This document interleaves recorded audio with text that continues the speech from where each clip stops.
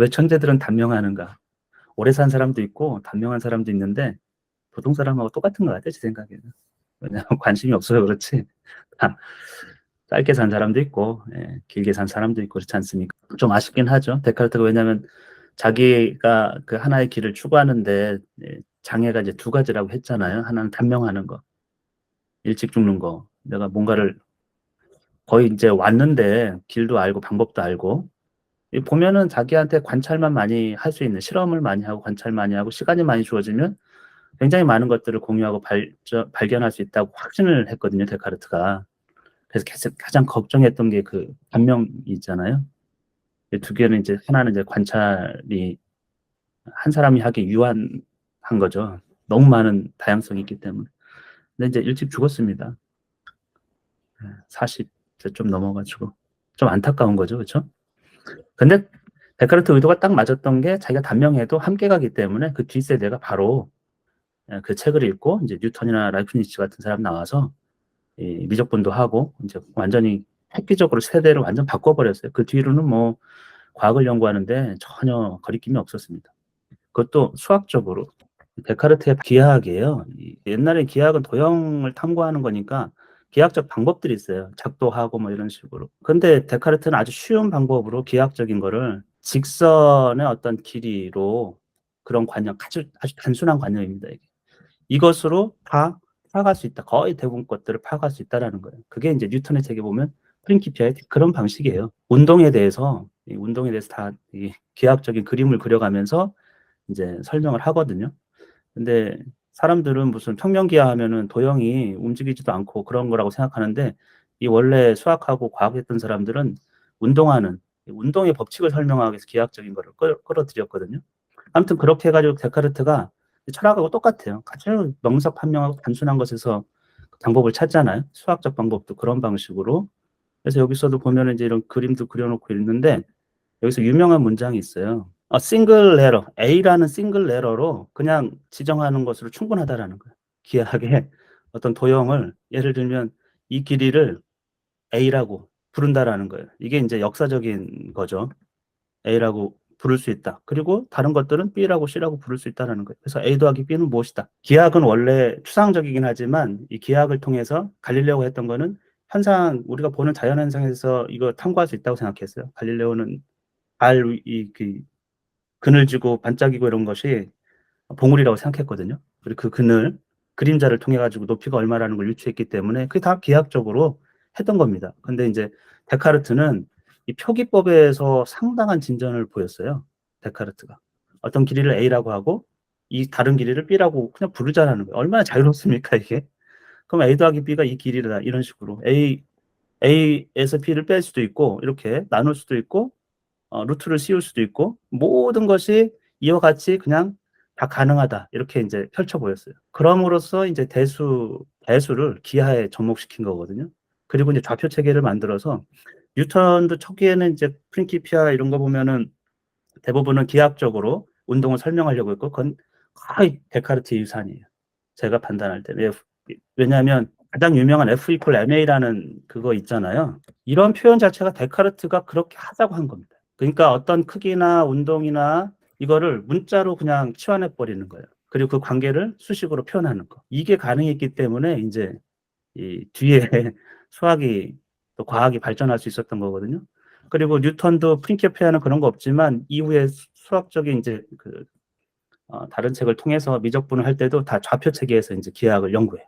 접선의 기울기가 어떻게 될 것인가 이런 방식으로 이게 다 이제 데카르트의 책에서 데카르트가 그런 방식에 대해서 혁신적으로 소개를 한 거거든요. 루트, 뭐 수학적 기호 이런 것들도 다 일반화시켰어요. 그냥 간단한 표현이지만 그것으로 인해 가지고 수학적 표기가 완전히 그냥 확실히 바뀌어 버리는. 그래서 이제 우리가 x제곱 플러스 y제곱은 r제곱이다 이런 표현이 가능해진 게 이제 데카르트죠. 그 전에는 만약 여러분이 생각해 보세요. 그런 방식으로 통일성 있는 기하학과 대수가 통일성 있는 표기법을 찾지 못하면 발전이라는 게 있을 수가 없습니다. 이게 너무 불편하거든요. 기하학 그 자체가. 아무튼 그러면서 미적분을 발견한 것도 그 좌표 체계 안에서 어떻게 원에 접하는 접선이라는 개념은 유클리드 원론에도 있어요. 뭐 각이 어떻게 될 것인지 이런 것들은. 근데 그거를 하면서 극한이라든지 데카르트 책에도 뭐 극한이라든지 이런 개념들이 그러니까 흔적들을 엄청 남겨놨기 때문에 그 후대에 영향을 안 줄 수가 없었던 거예요. 그래서 데카르트가 지금 의도했던 거는 자기가 썼던 거를 발표한 거잖아요. 근데 발표도 이 책에서 보면은 사변적인 그러니까 형이상학이나 그런 것들은 발표할 생각이 전혀 없었던 것 같아요. 왜냐하면 그런 거는 나한테는 극도의 만족을 줬는데 그런 사변적인 만족은 누구도 다 가질 수 있는 것 같은 거고, 그쵸? 자기 생각에 대해서 객관적이지 않다라는 생각을 좀 했던 거. 그게 다른 사람한테 유용할까? 나한테는 극도의 만족을 줬는데 성품, 품행 뭐 이런 것들 있잖아요.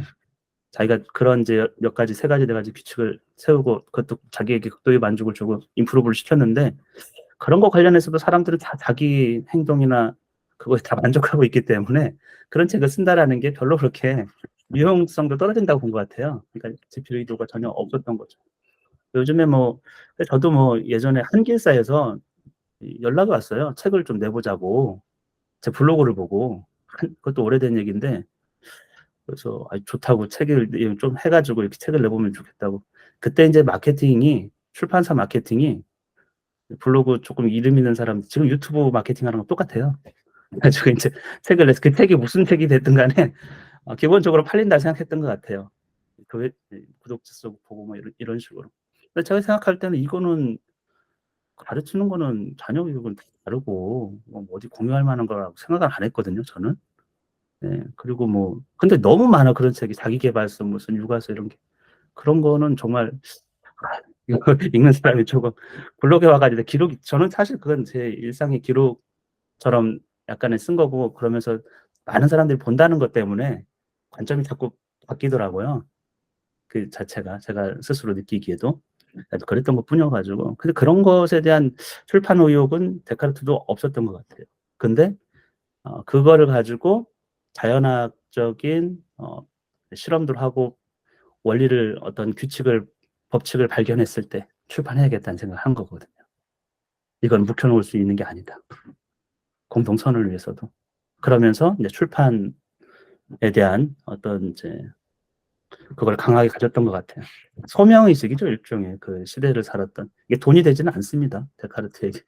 이게 저는 가끔 뭐 책을 써가지고 돈을 엄청 많이 버는 시대가 거의 없었어요. 뭐 조앤 롤링 정도 해리포터 써가지고 엄청 돈을 벌었지. 그 전에 사람들은 책 쓰면 더 피곤합니다. 이게 책 써서 뭐 전업 작가로 돈 버는 시대가 사실 지금도 힘들어요. 지금도 힘들고 예전에는 뭐 거의 불가능했고. 네, 아무튼 책을 이렇게 내줘가지고 그리고 데카르트 여기 나눠주셨지만 긍정적인 미래에 대한 그 무한한 그런 희망이 있잖아요. 인간 미래에 대해서. 그러니까 이제 데카르트가 보편적인 사람들의 이성, 그러니까 이성은 보편적으로 주어졌기 때문에 그러니까 뭐 일부의 천재나 귀족이나 이런 얘기 전혀 없잖아요. 여기 보면은 여성이나 남성이나 그런 게 전혀 없습니다.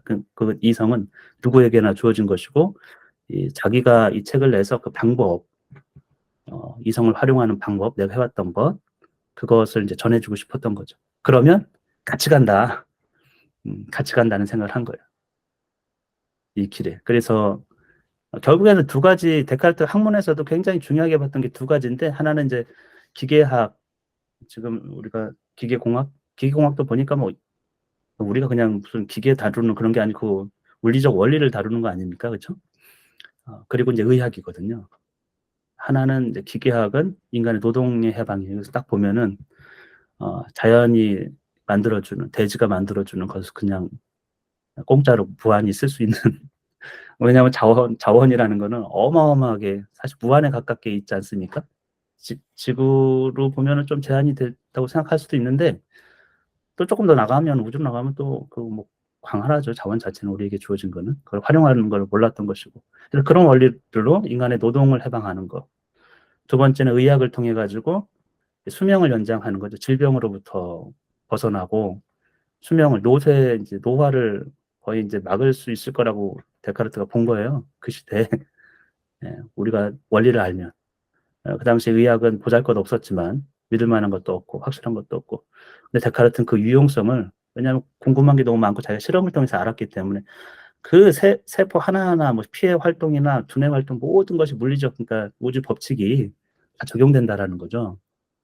그러면 그거를 지금 실험의 제한성 때문에 이제 시작한 거니까 모르는 것뿐이지, 나중에 나가서는 그런 이제 실험의 기술이 능숙해진다거나 그렇지 않습니까? 그리고 많은 사람들이 동참해 가지고 같은 길을 가면 어마어마한, 그러니까 인간이 이루지 못할 게 없다고 본 것 같아요. 근데 그 시대에 이런 걸 생각했다는 게 좀 놀랍지 않습니까?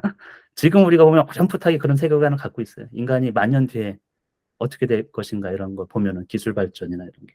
아무튼 근데 방향성은 똑같습니다. 언제나 인간은 유토피아라고 생각하면 신의 경지에 오르는 거거든요. 인간이 그때는 노동에서 해방되는 것이고, 예, 오래 사는 거예요. 질병으로부터 해방되는 거. 그러니까 이게 이제 인간에게 큰 고통을 준단 말이에요. 질병들, 육체적 고통에서 헤매는 거. 우리 삶도 그렇지 않습니까? 잘 살다가도 큰 병이 와가지고 병실에서 누워있다가 몇 년 보내다 죽으면 그게 좀 허무하잖아요. 네. 아무튼 그런 것까지 그 시절에 뭐 예견하듯이 쓰고 있어요. 그래서 그런 혜택은 이제 누구나 다 공유하는 거죠. 지금 우리 사회에서는. 또 더 차별이 더 심해질지 어쩔지는 모르겠지만, 그래서 함께 멀리 가자라는 데카르트의 그 외침은 잘 맞아떨어진 것 같아요. 그래서 여기도 연구하고 탐구하고 이런 것들이 뭐 경쟁, 우리가 지금 교육에서는 사실 너무 경쟁을 시켜요, 어렸을 때. 그건 참 문제인 것 같아요, 저는. 왜냐하면 사회적으로 공동체, 인간이 살아가는 건 언제나 그렇게 같은 공동체 안에서, 그러니까 내가 소속된, 예를 들면 우리 가족, 우리 학급, 우리 학교, 우리 마을, 이랬을 때는 그게 원래 그 안에서는 경쟁이라는 게 사실 안 생길 수가 없어요. 이게 왜냐하면 불행하기 때문에. 예, 자체가 내가 가까이 있는 사람하고 경쟁한다라는 거는 이거 말이 안 되는 구조잖아요, 인간이. 그리고 그렇게 살아오질 않았어요. 내가 남편하고 또 부인하고 막 경쟁해, 막 직접 경쟁을 하고. 그러면 그 집안은 그 얼마나 불행합니까? 내가 잘나지 네가 잘나니 이러면. 다 똑같거든요. 자식하고도 경쟁하는 것도 아니고, 어렸을 때는 학교에서 경쟁하고, 어른이 되면 직장에서 경쟁하고. 직장에서도 사실 협업을 해서 이렇게 해도 아무 문제가 없습니다. 누구를 경쟁시켜 가지고 막 그런 것보다도. 아무튼 근데 그런 것도 인제 인간이 좀 깨닫긴 할 것 같아요. 점점 좀 점차적으로 그런 방향으로 가고 있는 것 같고, 학교도 좀, 예, 이 공동체라는 가치 있기 때문에 그랬을 때 개개인도 훨씬 더 발전하고 공동으로도 훨씬 더 발전할 수밖에 없거든요. 네. 그런 얘기도 여기서 나눠 주셨던 것도. 그리고 진리의 씨앗 뭐 이런 거 얘기하는데, 이성이라고 할 수도 있고, 그러니까 이성을 통해서 우리가 명석하게 판명할 수 있는, 의심이 여지없이 판명할 수 있는 것들이 있다라는 거예요. 이게 인제 공리와 공중 같은 것들. 그런 것들이 누구도, 그러니까 예를 들면 전에도 얘기했지만 A가 B가 같고 또 B는 C 같으면 A하고 C와 같다, 이런 것들 있잖아요. 이런 것들은 우리에게 진리의 씨앗처럼 주어진 거, 우리가 그걸 인식하는 거예요, 의심 없이. 그러니까 그런 것들이 기초가 돼 가지고 공리와 공준처럼 의심의 여지 없는 어떤 진실들이 있어요. 그래서 그것에서 인제 하나씩, 예, 데카르트가 자연학에서도 어 사실은 인간의 이성으로 연역할 수 있는 어떤 법칙, 그런 것들은 이제 있는데, 모든 것을 그렇게 하기에는 이성이 부족하니까, 너무, 왜냐하면 현실 세계에서 특수한 쪽으로 가면은 너무 다양해요, 이게. 인간의 이성의 한계로 그거를 파악할 수가 없어요, 연역적으로. 그래서 그게 맞는지 여부를 실험을 통해서, 관찰을 통해서 인제 그 실험이 입증을 해 주는 거예요. 그러니까 이게 쪼끔 수학하고는 굉장히 다르죠. 그 가설이, 인제 과학에서는 가설이 생기는 거죠. 왜냐하면 확정적 경험을 통해서 확정적인 게 없어요. 근데 그 가설이 맞는지는 또 실험을 통해서 입증을 한다고요. 예, 약간 인제 수학적 방법하고 많이 다른 두 개가, 인제 데카르트가 계속 얘기하는 거는 그런 방식이에요. 여기 데카르트가 합리주의자고 이성주의자여 가지고 실험이나 경험을 무시했다, 이런 건 절대 아니지 않습니까, 보면은. 근데 실험이나 경험을 통해서 어떤 법칙을 어 진리로 받아들이지는 않습니다. 그게 참 진리가 되려고 하면 명확하게 인제 이성적으로, 그러니까 논리적으로 명증적이어야 돼요. 그러니까 다 수학적 방법을 쓸 수밖에 없습니다, 이게. 대단한 거예요. 수학은 거꾸로 갈 수가 없어요, 수학은. 이게 2 더하기가 2 곱하기랑 똑같네. 더하기 곱하기 똑같네. 이렇게 될 수가 없어요, 이게. 몇 가지 사례를 가지고서도. 아무튼 수학의 방법은 어, 이 연역적인 방법이지 철저하게 이 귀납적으로 몇 가지가 이렇게 되니까 이런 방식은 없어요. 그래서 결국에 데카르트가 실험도 중요하지만 이제 법칙 이게 확정적이고 참이다라는 거는 이제 수학적으로 표현돼야 돼요. 수학적 방식. 데카르트의 철학 자체가 수학적 방식이. 아무튼 그렇습니다. 그래서 여기 책에서는 그런 의도를 저는 이게 데카르트가 문장을 쓴 것도 대단한 거. 이런 문장 하나하나가 보면은 그 친밀성이 한번 읽어보세요. 처음부터 그 의도가 문단마다 있어요. 연결되어 있어가지고 각 문단마다 그 이성을 활용하지 하는 게 참 어렵고 기분에 따라서 하고 예, 또 실제 적용 배운 걸 실제 적용하는 것도 무척 어렵죠. 그래서 우리가 학교에서 무던히 많이 배웠는데 그 배운 게 뭘 적용하고 있지? 이렇게 보면은 그걸 글을 읽는 거, 책을 읽고 글을 읽고 셈을 하는 거, 셈도 뭐 요즘에 다 계산기가 하니까 그건 뭐 글은 뭐 그렇게 써가지고 뭐 하지도 않는 것 같고 그렇지 않습니까? 그럼 이제 생각하는 능력은 배워서 얻은 건가? 아니면 원래 데카르트 말처럼 이성이 있으니까. 근데 그 방면으로 엄청 또 훈련을 하지 않았잖아요, 우리가. 그쵸? 그래서 데카르트 얘기는 의심하라는 거예요. 쉽게 받아들이지 마라. 그런 태도만 견지해도 발전, 그러니까 이성을 활용할 수 있는 이제 기초가 된다. 이런 거죠. 저도 뭐 옛날 분들하고 대화 보면 도통 무슨 말씀을 하시는지 전혀 알 수가 없어요. 그냥 이 뭐랄까요, 그 우연의 산물을 법칙처럼 얘기하니까 그렇더라 뭐 이러면서 뭐 그게 이제 아둔하게 가는 길이죠. 그리고 데카르트가 준 또 이렇게 꾸준하게 가라는 거, 데카르트는 다른 책에서도 많이 그렇게 얘기해요. 그래서 여기서도 분명히 느끼는 거는 자기가 옳은 방향, 목적지, 그 방향, 방법 이거를 찾았어요. 먼저 그런 걸 찾은 거잖아요. 그리고 남은 거는 그냥 꾸준하게 가는 거예요. 의심 없이. 보면은. 그러니까 그런 것에 자기가 혹시 단명할까 봐 걱정했는데 어, 우리는 이런 소명까지 갖지는 않잖아요. 그렇죠? 아무튼 그래도 이런 자세는 굉장히 중요한 것 같습니다. 저는. 왜냐하면 휘둘리지 않는 하나의 방향을 잘 보고 꾸준하게 가는 거. 그게 잘 안 돼요. 진짜 잘 안 돼요. 동물 같은 게 너무 많아가지고 그냥 즉각적으로 뭐 판단하고 즉각적으로 반응하고 이렇게 살려고 했던 몸부림처럼 이성을 활용한다라는 거는 장기적으로 생각하고 지금 당장의 손에 어려움이 있더라도 그거를 그 한 방향을 보고 극복하려고 하는 그런 태도인데, 근데 이제 이거 끝까지 했던 분들은 다 어느 정도 이제는 남들보다는 상위 한 10% 있는 것 같습니다. 제가 보기에. 상위 10%. 네, 그래서 의심하시고 내 스스로 이것을 조금 더 정밀하게 들여다보는 거죠. 근거가 있는 것인지 이렇게. 하여튼 첫 번째 출판하려 했던 책을 3년 전에 다 해가지고 출판사에 넘기려고까지 했는데 이제 그만뒀다라는 거잖아요. 3년 지났고 이 책을 새로 그래서 쓰게 된 거고, 그래서 왜 출판 안 하려고 했다가 또 다른 책으로 그 책을 출판하는 게 아니고 또 다른 책으로 지금 출판한 거잖아요. 그래서 그것에 대해서 얘기를 지금 6부에서 하고 있는 거거든요. 근데 여기서도 세 번째 줄에 나 자신 이성이 내 사유들에 대해서 갖는 권위. 근데 그에 못지않게 내 행동에 대해서 어떤 사람들이 권위를 갖고 있다라는 거예요. 그 어떤 사람들은 이제 교황청 사람들이거든요. 검열을 하고. 데카르트가 이렇게 구별을 해놨습니다.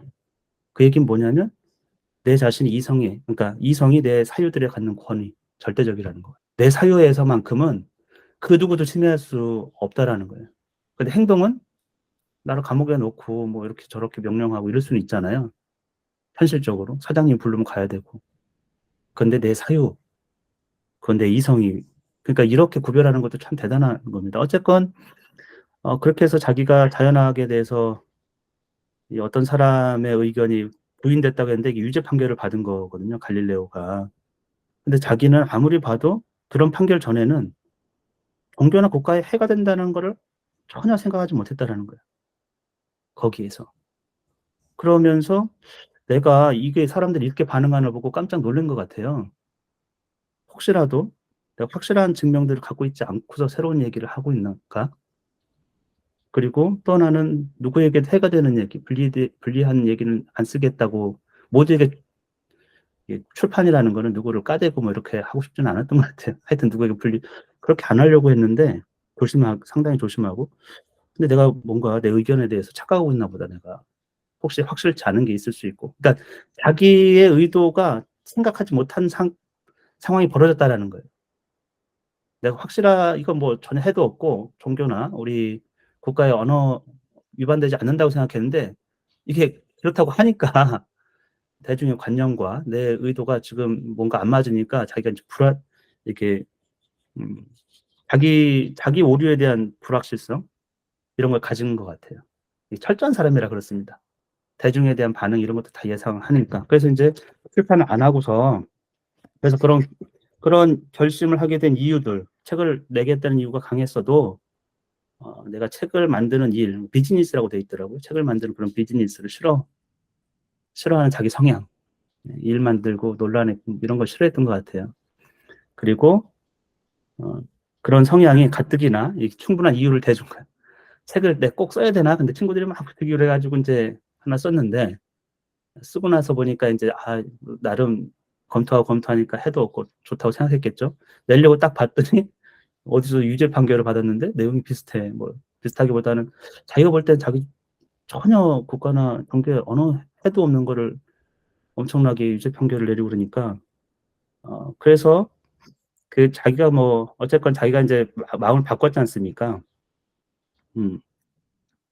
그래서 그 이유들 그게 뭐 좋든 싫든 간에 그것을 말하는 것에 그것이라는 거는 자기가 이제 출판을 안 한 거잖아요. 네, 그런 이유들에 대해서 조금 얘기를 해주고 그리고 내가 여기서 그것을 말하는 것에 또 그뿐만 아니라 또한 대중이 어쩌면 그것을 아는 것에 어느 정도 관심을 가지고 있을 그런 것이라고 얘기했거든요. 근데 이게 뭐냐면은 그 어, 그래서 이제 결국에 이 출판 의도와 관련된 얘기를 쓴 거예요. 출판을 하려다가 포기했고, 그렇죠? 그리고 결국엔 또 출판을 한 거지 않습니까? 그러니까 그런 경위에 대해서 대중 또한 어쩌면 그것을 아는 것에 관심을 가지고 있을 거라는 거예요.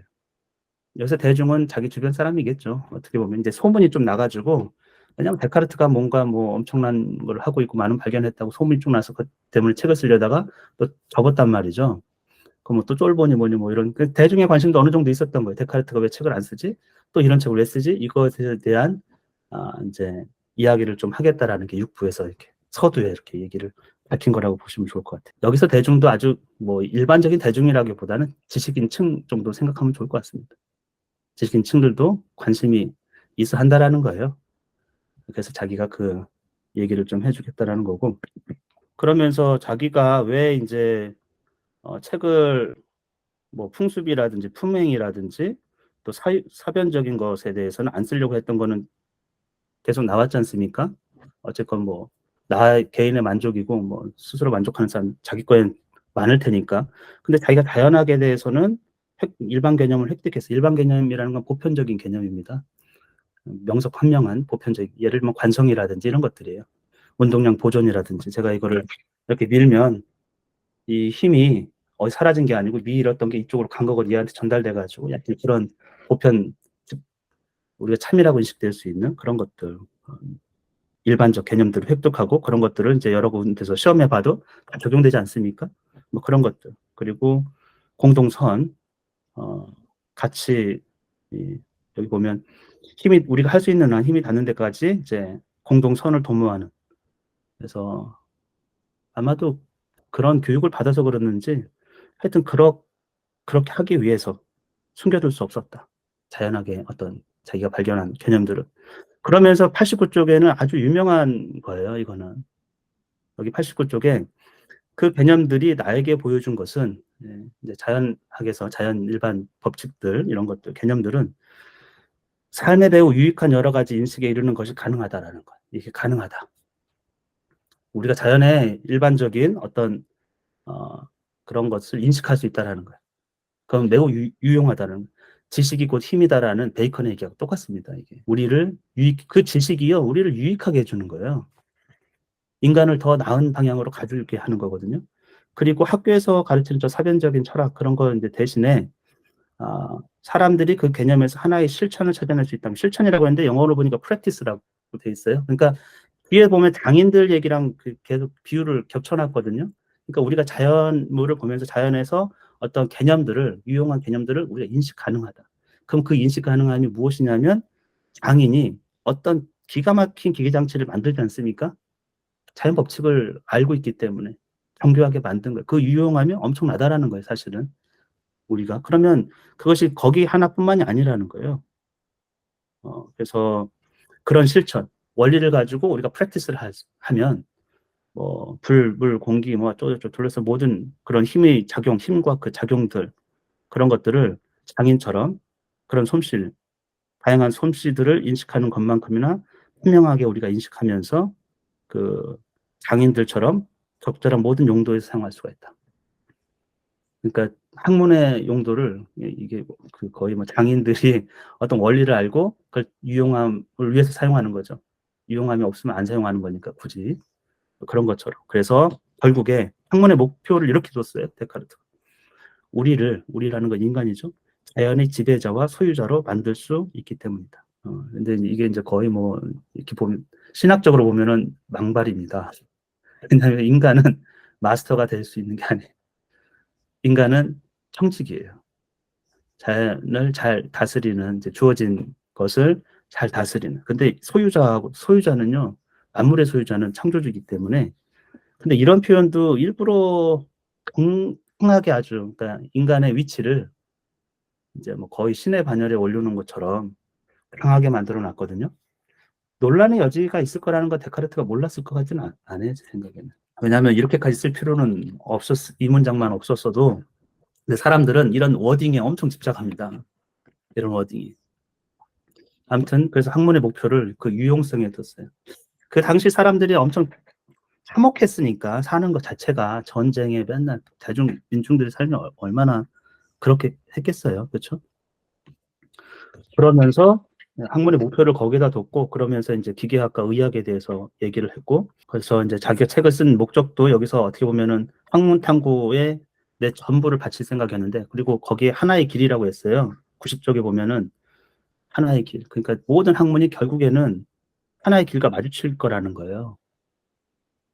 그 보편 수리학입니다. 그러니까 뭐 수학을 통해 가지고 모든 학문이 이제 일반화된 관통. 그러니까 지금은 이제 수학적인 일반화를 하지 않으면 안 되죠, 그렇죠?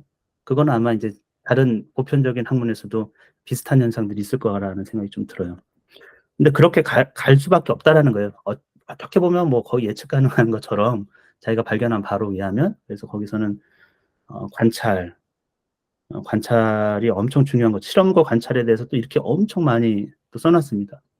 거기는 같이 가야 된다고 했고 왜 자기 학문하고 자기 논리하고 좀 안 맞는 거 아니냐. 왜냐하면 경험과 관찰을 뭐 이런 거 믿지 못한다고 했는데 근데 데카르트가 여기 91쪽에 보면은 어쨌건 진리의 몇몇 씨앗들로 시작해가지고 연역해가지고 물, 공기, 불, 광물 뭐 이런 거 공통적이고 단순한 그런 것들 쉽게 인식되는 어떤 것들을 이제 찾아냈어요. 그거는 뭐 행성의 운동이나 이런 것들은 보편타당한 거 아닙니까? 그렇죠?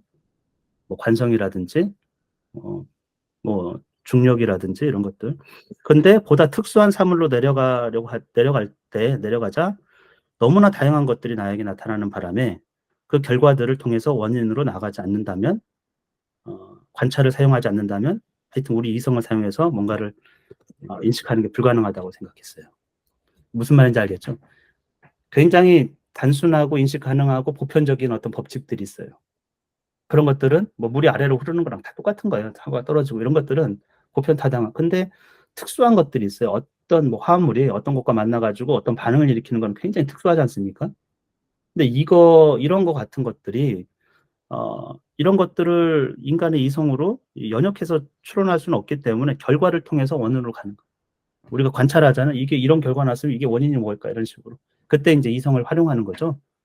그렇게 가서 이제 원래는 연역이라는 건 원인을 통해서 결과를 알아내는 거예요. 유추하는 거예요. 근데 현상은 너무나 조금 세부적으로 갔더니 너무나 다양하고 복잡해요.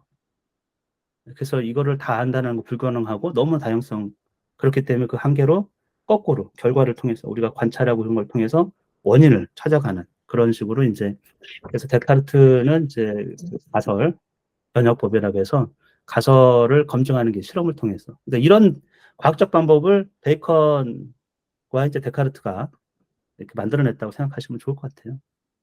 근데 데카르트는 베이컨보다 훨씬 더 뛰어난 게 베이컨은 경험의 중요성이나 실험의 중요성을 했지만 데카르트는 그것이 굉장히 미비하다고 생각했거든요.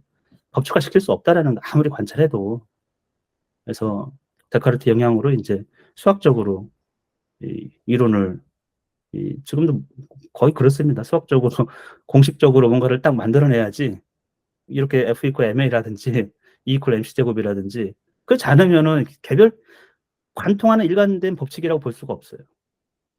경우와 사례에 따라서 계속 조금씩 어떤 작용이 계속 미치니까 어떻게 표현할 수 이럴 때는 저렇고 저럴 때는 어쩌고 이런 거는 일반화된 어떤 법칙이 아니잖아요. 그래서 데카르트 말처럼 이렇게 다연 법칙은 클리어한 거예요. 너무 간단하잖아요. 이게 상대성 이론도 그 수학적으로 보면은. 아무튼 그렇게 얘기를 그래서 자기가 이제 책을 안 썼다가 새로운 책을 쓰는 의도 이런 것들을 조금 자꾸 얘기를 해주는 거죠. 그리고 그래서 결국에는 인간의 공동선, 자연에 대한 인식 이런 것이 그러니까 지식이 이 힘이라는 거의 뭐 베이컨의 얘기처럼 그렇게 우리 오늘 나눈 거는 마무리를 좀 하고 있는 것 같아요. 아는 것이 힘이다. 네, 아는 것이 힘이다. 예전에는 아는 것은 행복하게 해준다고 생각했어요. 그러니까 올바로 판단할 수 있는 그러니까 윤리적인 측면이죠. 뭐 소크라테스 이런 사람은 모르니까 엉뚱한 소리하고 엉뚱한 짓을 하고 그런 것이지 명백하게 알을 통해 가지고는 올바른 행동을 한다. 이게 이제 윤리적인 관점이라면 데카르트나 베이컨은 알은 자연에 대한 알은 그 윤리 그런 게 아니에요. 완전히 약간 수학적이고 계량적이고 뭐 그런 약간 그런 인식이죠. 어떻게 보면은. 그리고 그런 것이 뭐 개인의 윤리적 그런 거라기보다는 인간의 공동이 인간이 어디로 갈지, 자연을 어떻게 이용할지, 그리고 그것이 인간의 복지 어, 그런 것을 이제 향상한다고 봐죠. 데카르트 같은 사람들은 과학자들은 그래요. 정치에 굉장히 무관심하지 않습니까? 보면은 많은 사람들이 사회와 정치에 굉장히 관심이 많거든요. 경우에 따라서는. 근데 데카르트 같은 사람은 그런 거에 전혀 무관심해요. 보시면 알겠지만. 종교, 뭐 정치, 무슨 그런 거, 경제 이런 거, 사회 그리고 여기서도 주제 넘게 이런저런 막 정책에 대해서 막 이렇게 얘기하는 것을 굉장히 좀 별로 이렇게 가치를 좀 두지를 않고 있거든요. 근데 그러면 이 사람은 굉장히 이기적이고 자기만 아는 사람인가 이렇게 우리가 여길 수 있는데 보는 관점이 다른 겁니다. 이런 이공계 출신 전형적인 이공계 출신의 마인드 거기에 시작이죠, 시작. 예, 완전히. 왜냐하면 기술을 통해서 우리가 자연에 대한 새로운 발견 이런 걸 통해 가지고 공동선을 이룰 수 있는 거라는 거예요. 그것이 문제를 해결할 수 있다. 예를 들면 뭐 환경 문제 아끼고 절약하고 뭐 이렇게 분리수거 해가지고 해결할 수 있냐. 그러니까 윤리적인 측면에서 해결할 수 있는가. 아마 공학도들한테 물어보면요. 아유, 뭐 그건 택도 없는 얘기를 할 거예요. 거기에 뭐 도덕적으로 뭐 쓰레기를 버리고 그런 사람이 뭐 악하고 잘못된 행동을 하고 이런 관점 자체가 없습니다. 오히려 내가 할 수 있는 어떤 발견 이런 걸 통해 가지고 이것을 한다던가 아니면 아주 근본적인 어떤 이론이나 뭐 하여튼 그런 거를 통해 가지고 기술을 통해서 해결하려고 하죠. 데카르트도 전형적인 약간 공대생 마인드 약간 이런 것들이 있는 것 같아요. 자기 성향대로 사는 겁니다. 이게 다 뭘 다 그런 게 아니고 그런 마인드로 사는 사람이 한쪽에 있고 또 실천적 영역에서 인간이 어떻게 살아야 되는지 그런 것에 대해서도 관심 갖는 사람들이 있을 수 있고 오늘 좀 그래서 6부 뒤에도 좀 어렵지는 않고 또 의미 부여를 조금 문장들을 이렇게 보시면 우리가 어서 한 번씩은 들었을 법한 문장들이잖아요. 그렇죠? 그걸 조금씩 변환해 가지고 무슨 그렇게 쓴 거라서 6부 마지막까지 해보면 6부는 좀 마무리 우리 스스로도 마무리하고 또 읽을 만하고 우리를 또 반성할 수 있고 이럴 수 있을 것 같아요. 네, 오늘은 여기까지 할까요?